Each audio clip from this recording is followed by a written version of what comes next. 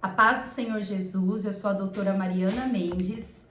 Hoje, 4 de abril de 2024, uma quinta-feira abençoada, quero compartilhar mais uma palavra do Senhor.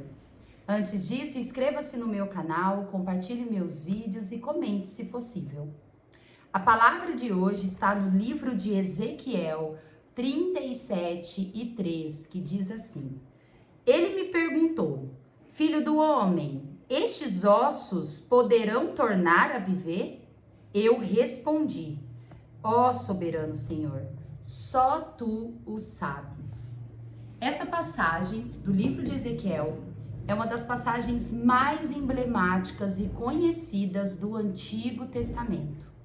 A história conta que o profeta Ezequiel foi levado cativo para a Babilônia e ele trabalhava no cativeiro de Babilônia à margem do rio Quebar. Uma vida extremamente difícil. Ezequiel, ele veio de uma linhagem de sacerdote e quando Babilônia ocupou Israel, eles trouxeram todos aqueles homens que podiam trabalhar como escravos em Babilônia. E foi nesse contexto que Deus começou a usar, levantou Ezequiel como profeta para as nações. Nessa passagem, em Ezequiel 37, diz que a mão do Senhor se apoderou de Ezequiel e levou em espírito para um vale de ossos secos. E nesse vale, era um vale de morte, um vale de ossos sequíssimos. Várias caveiras no meio desse vale. E o Senhor, ele pergunta para Ezequiel, Ezequiel, esses ossos são capazes de voltar a ter vida? E Ezequiel responde, Senhor, só tu o sabes. Como é interessante a forma como Deus age conosco. Os grandes milagres, as grandes visões, os grandes sonhos que os homens e mulheres de Deus tiveram, sempre as pessoas, elas atuaram, elas tinham ação, elas tinham que ter fé, atos de fé. Naquele momento, Ezequiel, vivendo uma profunda tristeza, uma profunda dificuldade, vendo a sua nação totalmente devastada, o seu povo como escravo na Babilônia, e Israel uma terra de ninguém, uma terra que não produzia mais nada. Ezequiel, nesse cenário de crise, de pessimismo, naquele momento ele poderia virar para o Senhor e dizer, Senhor, eu acho que não é capaz de voltar a ter vida. Mas o Ezequiel, não é à toa que ele é um profeta, ele conseguiu ter uma visão além, ver o extraordinário, independente daquele cenário de morte que ele vivia e aquele cenário de ossos secos que o Espírito do Senhor o levou. E neste momento, ele diz, só tu sabes, Senhor. Pois ele, independente da circunstância que eles viviam, ele sabia o quão Deus era poderoso, o quão Deus ele é capaz de ressuscitar ossos secos, de dar vida àqueles que estão caídos, que estão mortos. Pois Ezequiel, ele sabia que tudo que ele estava passando, juntamente com a nação de Israel, foi profetizado por Deus e foi feito para ser uma correção, uma disciplina para aquele povo. E em todo momento, ele sabia que Deus, a qualquer momento, haveria de levantar e tirar o povo dele daquele sofrimento. Nesse momento, quando Deus ouviu a resposta de Ezequiel, Deus, ele disse, assim diz o Senhor Deus a estes ossos. No versículo 4, Deus vai dizer a Ezequiel, profetiza esses ossos e dize-lhe, ossos secos, ouvi a palavra do Senhor. A partir desse momento, Deus orienta Ezequiel a profetizar vida para aqueles ossos levantar, para aqueles ossos passarem a viver. E Ezequiel obedeceu ao Senhor e assim fez. E a palavra vai dizer que assim que ele profetizou, Ezequiel começou a ouvir um barulho e começou a juntar ossos por ossos. E esses ossos foi se levantando e foram tendo tendões, foram tendo cartilagem, foram tendo carne, até eles começarem a viver. Dos 4 ventos soprou os ventos do Espírito. Então, no versículo 9, ele disse: profetiza ao Espírito, profetiza ao Filho do Homem e dize-lhe assim diz o Senhor: vem dos 4 ventos, ó Espírito, e assopra sobre estes mortos para que vivam. Profetizei como eles ordenara, e o Espírito entrou neles, e viveram, e se puseram em pé, um exército sobremodo numeroso. Glória a Deus.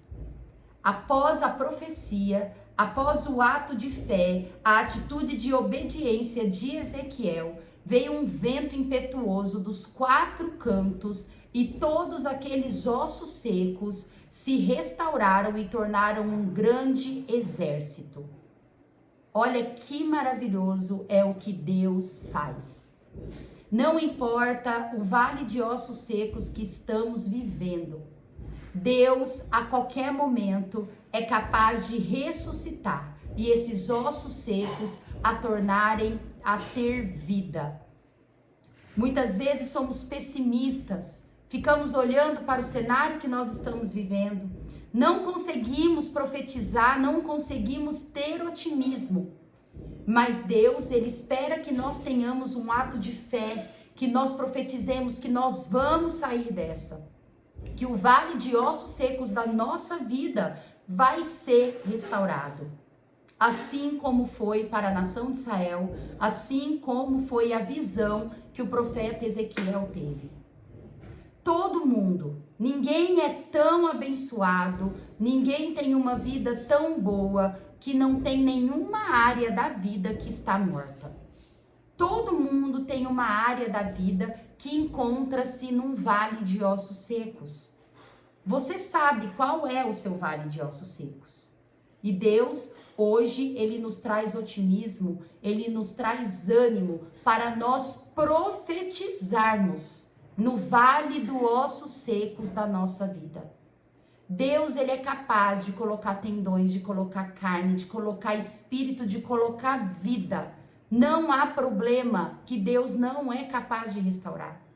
E eu te convido para profetizar no vale de ossos secos da sua vida. E eu profetizo na minha vida e na sua, que o vento de Ezequiel 37, soprará na minha vida e na sua vida. Eu profetizo que se o seu problema for na área financeira, que venha o vento da prosperidade, da restauração, da disposição e do ânimo.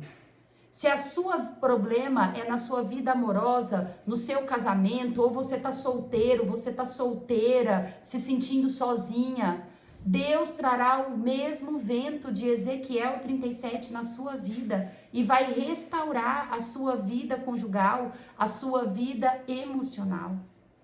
Se o seu vale de ossos secos é a sua saúde, o vento de Ezequiel 37 soprará na sua vida agora e soprará cura, soprará vida e você terá a restauração completa na sua saúde.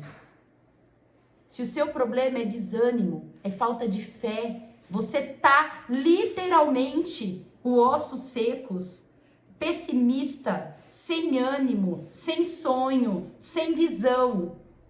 Eu também profetizo que esse vento restaure o seu ânimo, aumente a sua fé, dê sonhos, dê visões e novos projetos para a sua vida.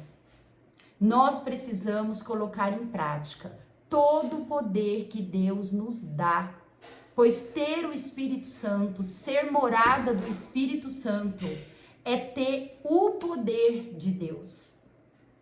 Não porque nós somos fortes, merecedores e temos mérito para isso, mas é porque Deus tem misericórdia de nós e com a sua graça ele se apodera de nós e faz coisas grandiosas por intermédio de nós.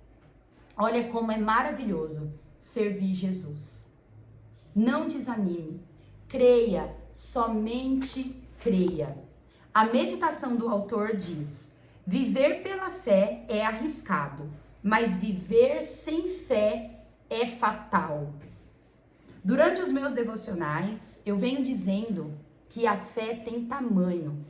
Pois quando Jesus diz que se nós tivermos uma fé do tamanho de um grão de mostarda, nós somos capazes de mover montanhas, é porque Jesus está dizendo para nós que a fé tem tamanho. Então, nós precisamos ter um mínimo de fé para podermos sobreviver e caminhar para a eternidade. Eu oro para que a nossa fé, a partir de hoje, seja cada dia mais aumentada. Muitas vezes, nesse cenário de dificuldade, nesse cenário de ossos secos, começamos a ser pessimistas e muitas vezes há pessoas muito mais pessimistas que nós. Quando você está desanimado, procure pessoas que são otimistas. Procure pessoas que têm fé maior do que a sua, para ouvir visões, sonhos, para você dividir um problema e a pessoa vir com uma palavra de ânimo para você. Pois Deus, ele não se move. O Espírito do Senhor não se move nem em ambiente de pessimismo, em ambiente que não tem ato de obediência, em ambiente que não tem postura de fé. Se naquele momento o profeta Ezequiel fala para Deus, após a pergunta do Senhor, Ezequiel, você é capaz de acreditar que esse vale de ossos secos é capaz de ter vida? Imagine se Ezequiel responde, não, eu não sou capaz de acreditar, Senhor. Não tem como ressuscitar esses ossos secos. Olha, irmãos, Ezequiel 37 não teria o mesmo desfecho que tem. Pois Deus, ele sempre espera um ato de fé. Não somos marionetes. A falta de fé, irmãos, é fatal. Tenha fé. Deus exige o mínimo de fé de cada um dos seus escolhidos para viver as promessas do Senhor, para cumprir o que o Senhor anunciou na vida de cada um. Precisamos ter uma atitude, temos que ter uma ação. Fé, ela tem um sinônimo de ação. Não existe fé vazia, fé cega e fé passiva. A fé é sempre ativa. E Deus está esperando que você dê o primeiro passo para o vale de ossos secos da sua vida ser restaurado. Amém? A leitura bíblica de hoje está em Lucas 9. E eu quero compartilhar uma passagem de Lucas 9 maravilhosa, que encontra-se em Lucas 9, versículo 46 ao 48, que diz assim: levantou-se entre eles uma discussão sobre qual deles seria o maior. Mas Jesus, sabendo o que lhes passava no coração, tomou uma criança, colocou-a junto a si e lhes disse: quem receber esta criança em meu nome, a mim me recebe. E quem receber a mim, recebe aquele que me enviou. Porque aquele que entre vós for o menor de todos, esse é o que é grande. Nós sabemos que a palavra nos ensina que teremos galardão na vida eterna, que só não teremos salvação e viveremos na eternidade, mas há pessoas que viverá algo maior na eternidade do que os outros. Mas Deus, aqui na terra, ele espera o contrário. Ele espera que sejamos pequenos em sentido de sermos humildes, de se sentirmos pessoas pequenas. Não pessoas que se sentem a maioral, que são arrogantes, orgulhosos, que se sentem melhor do que as outras pessoas, que muitas vezes, em nome de Jesus, se utiliza de Jesus para desfazer do próximo. Jesus, ele está dizendo que o reino dos céus, quem recebe a criança em nome dele, que a gente pensa, o que é uma criança? Uma pessoa indefesa, uma pessoa que não consegue agir de forma correta, que necessita de ajuda. Se você é capaz de ajudar o próximo, de agir no reino dos céus aqui na terra, sempre caridosa, generosa, você quando age dessa forma, você está recebendo Jesus. E Jesus, ele levará a gente até o nosso Pai. Pois a palavra do Senhor diz que ninguém vai ao céu, ninguém vai ao Pai, senão por intermédio de Jesus. Então, se agimos assim, nós podemos ser sim pequenos aqui na terra, mas seremos grandes no reino dos céus. Aleluia! Que palavra! Jesus, ele sendo Deus, ele poderia ter vindo na terra e ter sido rei, poderia ter tomado, aproveitado, né, os melhores manjares, as melhores comidas, as melhores vestimentas, as melhores festas, os melhores ambientes. Mas Jesus, ele se fez pequeno aqui na terra.